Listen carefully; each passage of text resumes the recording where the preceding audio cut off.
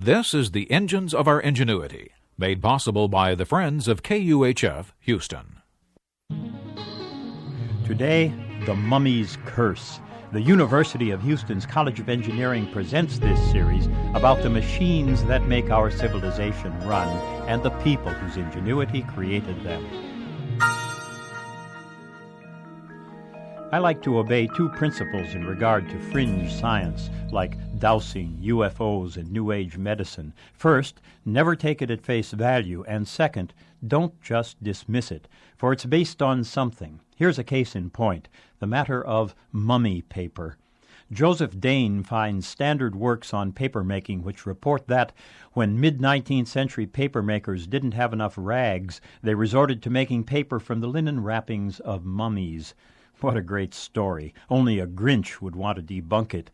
Dane goes looking for origins. In the late 12th century, before Europe had learned to make paper, an Arab account told of Bedouins who robbed graves to get linen for making both clothing and paper.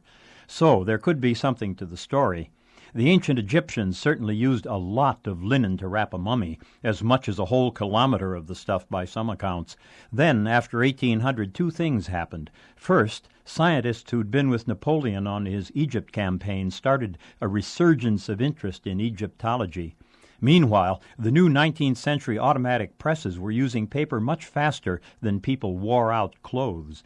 At first, paper makers stretched the limited supply of old cloth by mixing straw and grass in with rags. But that still wasn't enough, and we had yet to invent wood pulp paper. In 1855, the London Times offered a 1,000-pound prize for a new paper-making material. So people started thinking about all those Egyptian mummies.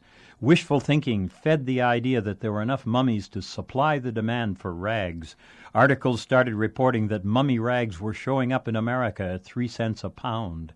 Dane follows the articles like stepping stones. One tells of an edition of the Syracuse Sentinel printed on mummy paper.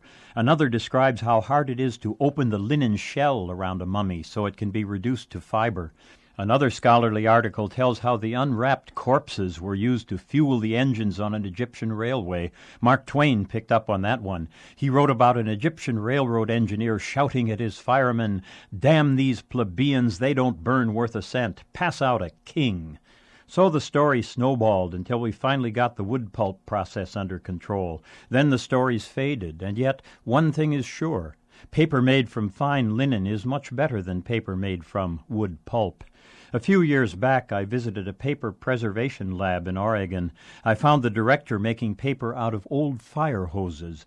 Like mummy wrappings, fire hoses were once woven from fine linen. No historian has yet located an authentic piece of mummy paper, but believe me, the day I go into the business of writing horror novels, I plan to begin by seriously trying to find some of the stuff. I'm John Lienhardt at the University of Houston, where we're interested in the way inventive minds work.